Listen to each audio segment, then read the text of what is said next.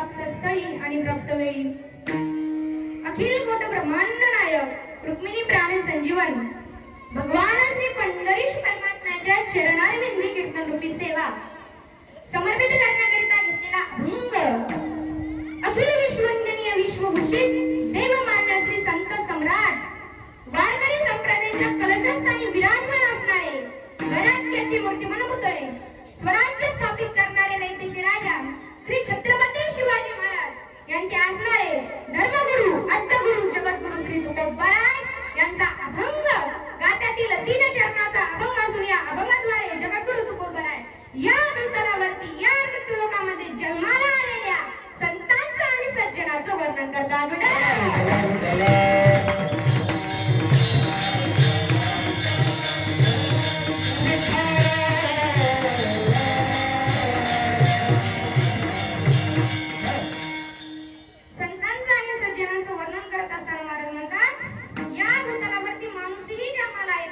या भूतलावरती देवही जन्माला येतो, या भूतलावरती संतही जन्माला येतो, या भूतलावरती सज्जनही जन्माला येतो आणि या भूतलावरती दुर्जनही जन्माला येतो.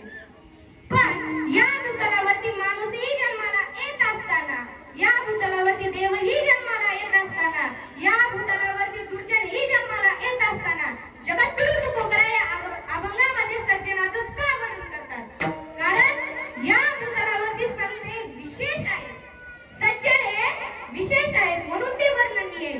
म्हणून तुकोबराय या ठिकाणी त्यांचं वर्णन करतात. महाराज वर्णन करत असताना म्हणतात या भूतलावरती संतच का विशेष आहे, या भूतलावरती सज्जनच का विशेष आहे. या भूतलावरती आलेला प्रत्येक माणूस हा वर्णनीय आहे, पण संत हे विशेष तत्वाने वर्णनीय आहे. त्याच्या पाठीमागे काय कारण आहे? तर संत हे स्वतः जिजतात आणि दुसऱ्याला सुशोभित करतात. आपण तसं करत नाही. माणसाचा विचार केला तर माणूस स्वतः सुशोभित होतो आणि दुसऱ्याला जिजवतो. म्हणून संत हे वर्णनीय आहे, ते स्वतः जिजतात आणि दुसऱ्याला सुशोभित करतात. म्हणून महाराजांनी संतांना उपमा देत असताना जी व्यक्ती स्वतः जिजते त्या व्यक्तीला महाराज उपमा देतात. महाराज काय म्हणतात की संत कसे आहेत तर चंदनाप्रमाणे. कसे आहेत? चंदनाप्रमाणे. केवढे चंदनाप्रमाणे आहेत? कदाचित ह्याच्यातही तुकोबरायचं समाधान नाही झालं संतांचं वर्णन करताना. काय सांगू का? तर चंदनाची संगत ही दुर्जनाची आहे. दुर्जनाची काय संगत आहे चंदनाची? तर चंदनाच्या खाली विषारी साप असतात. म्हणून तुकोबराय अभंगाच्या पहिल्या चरणामध्ये उत्तरार्धामध्ये परिसाची उपमा देतात. परिस कसा आहे? परिस हा लोखंडाच्या संगतीमध्ये गेला की त्याचं लोखंड होतं, बरोबर? झोपले का लोखंडीच्या संगतीमध्ये गेल्यानंतर तो लोखंड होतो, बरोबर का? नाही. लोखंड हा परिसाच्या संगतीमध्ये आल्या असल्यानंतर त्याचं सोनं होतं. तशाच प्रकारे संतांच्या संगतीमध्ये कुठलाही व्यक्ती असू द्या, तो जातीने कोण असेल, काय असेल, संतांना त्याच्याशी काही घेणे देणे नाही. पण संतांच्या संगतीमध्ये तो व्यक्ती आला तर महाराज म्हणतात आपणासारखी करते तत्काळ, आपल्यासारखे संत करून घेतात. हा परिसाचा गुण संतांना लागू पडला म्हणून संतांनी परिसाला उपमा दिली. पण कदाचित ह्याच्यातही तुकोबरायला समाधान नाही झालं. परिसामध्ये काय उणीव आहे तुकोबरायला सापडली? परिसामध्ये काय उणीव आहे? परिस हे लोखंडाला सोनं करतो, पण परिस हे लोखंडाला परिस करत नाही. संतांच्या सानिध्यामध्ये आल्यानंतर संत त्याला माणूस ठेवत नाही, तर संत त्याला संत करून देतात. तुकोबरायला ती उणीव भासली म्हणून तुकोबराय अभंगाच्या दुसऱ्या चरणात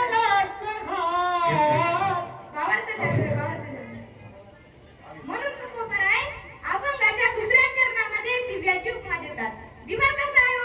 लहानाच्या घरी गेला तरी तेवढाच प्रकाश देतो, श्रीमंतांच्या घरी गेला तरी तेवढाच प्रकाश देतो. संतांच्या सानिध्यामध्ये आल्यानंतर संतांच्या सानिध्यामध्ये जर माणूस आला तर संत ही तेवढाच उपदेश करतात आणि गरीब माणूस आला तरी तेवढाच उपदेश करतात. आपण या मंडपामध्ये कीर्तनामध्ये बसलेलो आहोत. आपण आल्याला म्हणलो का तुम्ही गरीब आहे, तुम्ही पाठीमागे जाऊन बसा? म्हणलो का? नाही. कारण ते घर आहे, ते संतांचं आहे, दरबार आहे, संतांचं आहे. संतांच्या संगतीमध्ये गेल्यानंतर संत त्याला समानतेचा अधिकार देतात. दिवा हा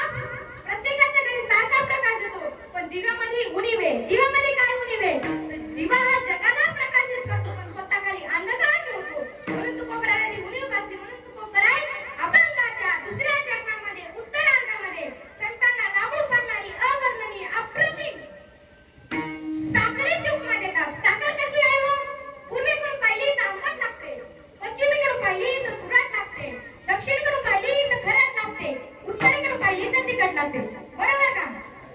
झोपले काय? ऋते काय? झोपले काय? नाही, साखर ही सर्व अंगाने गोड आहे. तशी संत देखील प्रपंचाच्या दृष्टिकोनाने विचार केला तरी गोडच आहे आणि परमार्थाच्या दृष्टिकोनाने विचार केला तरी गोडच आहे. त्यांच्यामध्ये किंचित जरी दोष सापडायचा झाला तर त्यांच्यामध्ये नाही. तुका म्हणे तैसा सज्जनापासून पाहता अर्जुन मिळेची ना, असा अभंगाचा सगळ्यात भावांचा एक झाला नाही. तुम्हाला झोपायला नाही हरकत नाही.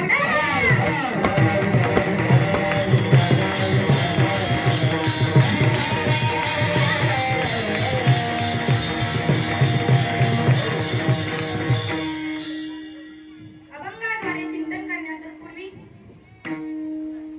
अल्पसा पर्याय देणं अतिशय गरजेचं आहे आणि तो द्यायचा झाला तर म्हणजे असा की आज आपल्या या पुण्यभूमीमध्ये पुण्यनगरीमध्ये भगवान श्री पंढरीश परमात्म्याच्या आशीर्वादाने ज्ञानोपराय तुकोबराय जगद्गुरु तुकोबराय सद्गुरु बाळूमामांच्या भगवान बाबांच्या आशीर्वादाने माझ्या या जन्मभूमीमध्ये कर्मभूमीमध्ये भूमीचे अनेक प्रकार माणसाच्या जीवनामध्ये येतात. एखाद्या वेळेला माणसाचा जन्म एका ठिकाणी होतो, जन्मभूमी एक असते आणि कर्मभूमी एक असते. पण माझ्या जीवनामधला योग जुळून आलेला आहे की माझी जन्मभूमी हीच आहे आणि त्या जन्मभूमीमध्ये कर्म करायचा योग माझ्या जीवनामध्ये प्राप्त झालेला आहे.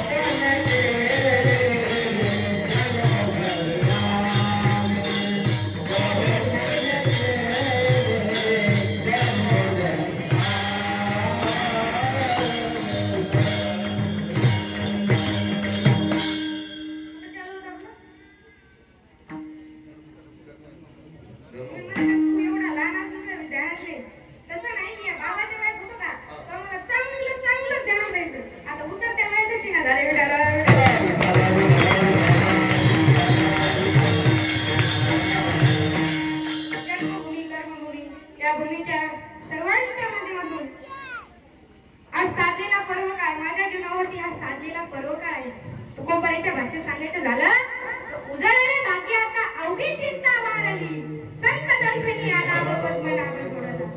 या अनुषंगाने या ठिकाणी समस्त ग्रामस्थ गावकरी मंडळींच्या आणि माझ्या आई वडिलांच्या आणि परिवारांच्या माध्यमातून एक आयोजित केलेला हा सोहळा आहे. एक कृतज्ञपणा व्यक्त करण्याकरता आयोजित केलेला सोहळा आहे. तसंच की गुरुपूजन सोहळा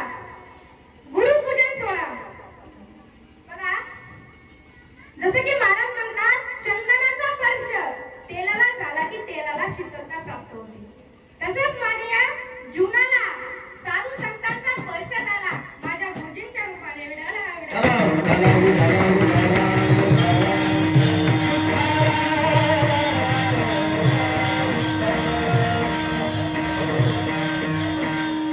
ज्यांच्यामुळे मी आज या ठिकाणी उभा आहे.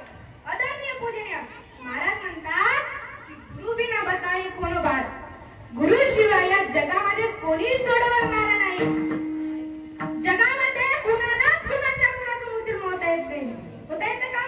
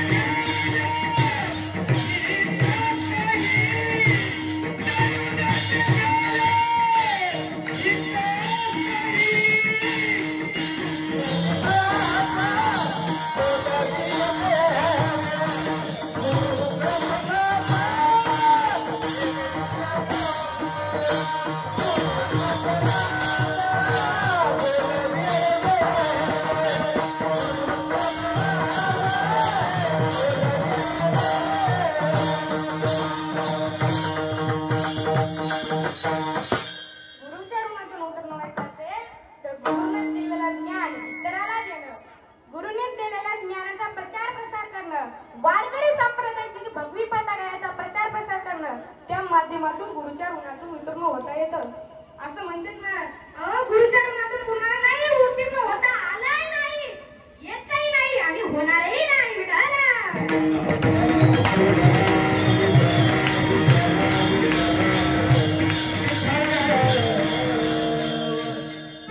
कृतज्ञपणा व्यक्त करावा म्हणून माझ्या आई वडिलांनी परवानांनी माझ्या गावकऱ्यांनी एक सोहळा आयोजित केलेला आहे. माझ्या जीवनामधली परमभाग्याची गोष्ट आहे की गुरुपूजन सोहळा निमित्त माझ्या गुरुजींच्या समोर गुरुजींच्या सानिध्यात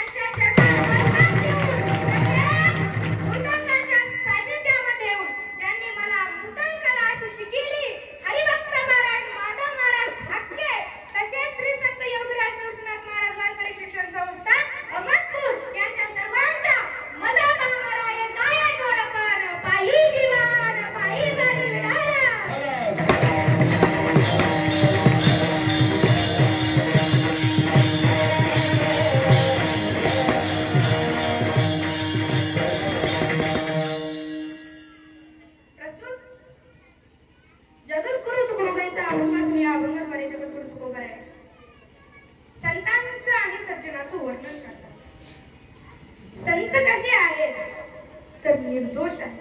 कसे आहेत? निर्दोष आहेत. पण सज्जनाचं महत्व वाढवण्याकरता दुर्जनाची गरज असते. दुर्जन हे सज्जनाचं महत्व वाढवत असतात. म्हणून जीवनामध्ये दुर्जनाची देखील गरज आहे. कारण धोब्याकडे जर आपण आपले कपडे धुण्याकरिता दिले तर तो देखील साबण मागतो.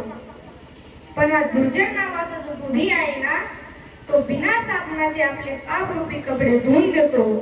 म्हणून जीवनामध्ये दुर्जनाची देखील गरज आहे. आणि या दुर्जनामुळे त्या ठिकाणी सज्जनाला महत्व प्राप्त झालेले आहे.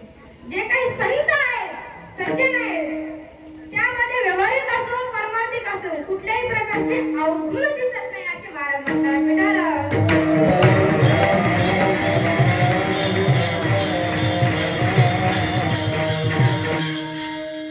व्यवहाराकडूनही पाहिलं आणि परमार्थाकडून पाहिलं तर तो त्यांचा जो निर्णय असतो ना तो सत्यच असतो. वेद सांगतात तसा त्यांचा आचरण आणि त्याचप्रमाणे असे असणारे जे संत आहेत त्यांनी स्वतः करता काही न करता जगत कल्याण संताच्या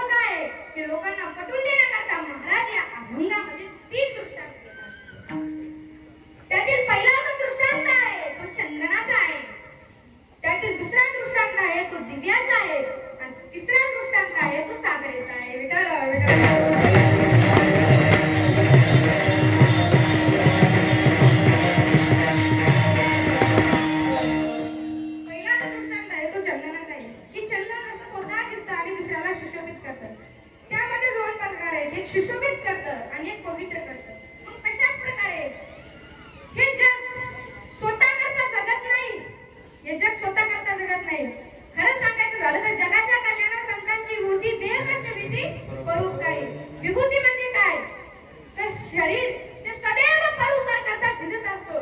म्हणून महाराज या अभंगा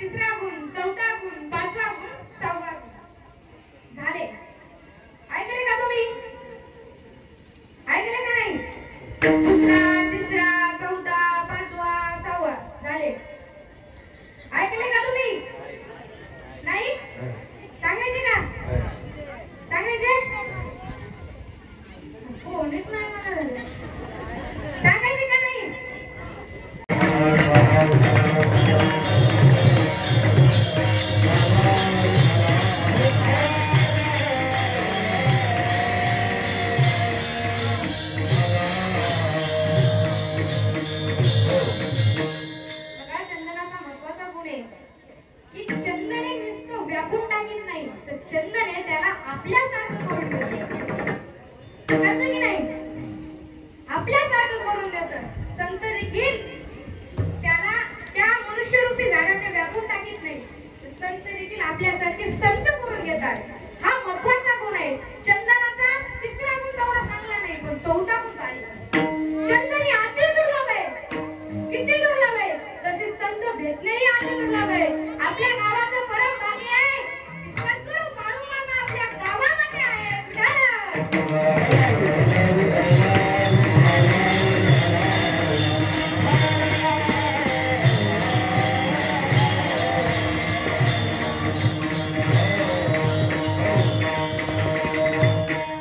बघा, चंदनाचा जो सहावा गुण आहे की चंदन हे मुळीच मोठं आहे. त्याला मोठं कोणी ठरवू शकत नाही.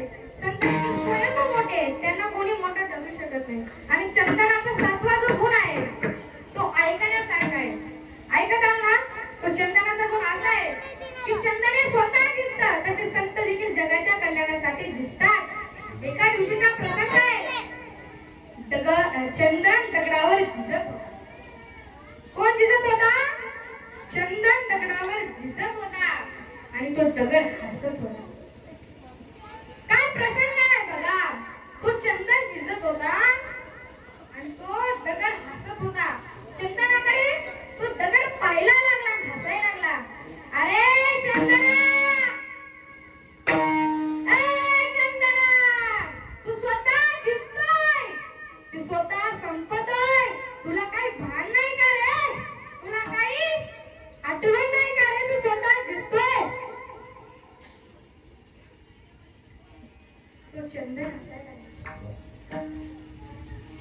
आता चंदन का हसायला लागला?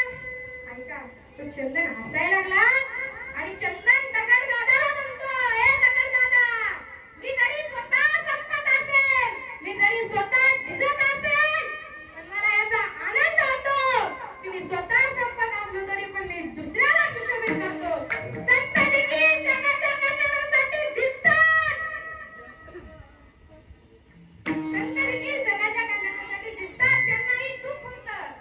ते पूर्णपणे चंदनासारखे त्यांची पाठही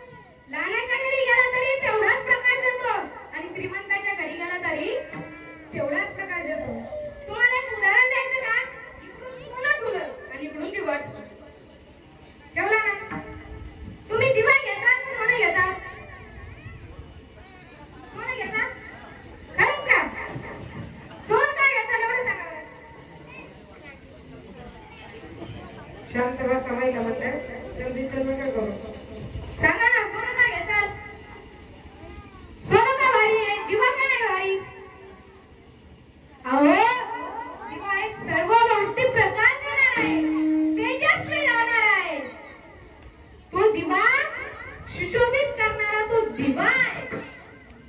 दिवा आपल्या जर घरी आला तर जगाला प्रकाशित करतो, स्वतः खाली अंधकार ठेवतो. त्यालाही दुःख वाटत असेल ना, होतं की नाही? होतं. तसंच ती वात निरंजनामध्ये सदा जळत राहते. ती वात निरंजनामध्ये जळत राहते आणि तो निरंजन असतो. वातीताई, तू स्वतः जळतेस, स्वतः संपतेस, तुला काय वाटत नाही का ग? आता त्या वातीला काय होईल करायचं? आपल्या घरी सगळे दिवा लावतात का? बोला ना. नवऱ्याने सांगितलंय बोल नका म्हणून. सांगा ना. आता कसे हसले? सांगा. सांगितलं कोणी? सगळे पुरुष मंडळ पाठीमागे, महिलाच पुढे विडल.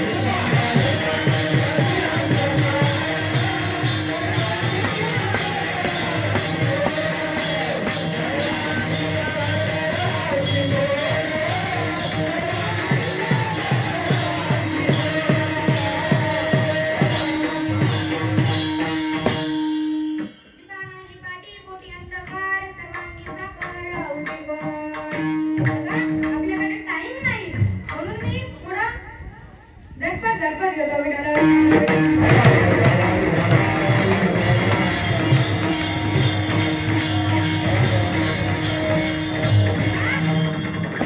वेद सांगतो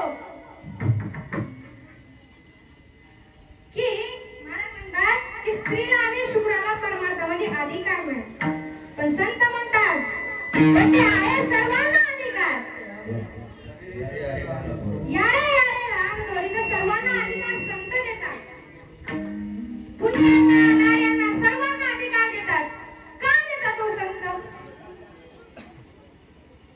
प्रश्न आहे ना, का देतात? सांगा ना तुम्ही. मी कीर्तन करतो का तुम्ही? तुम्ही करता का?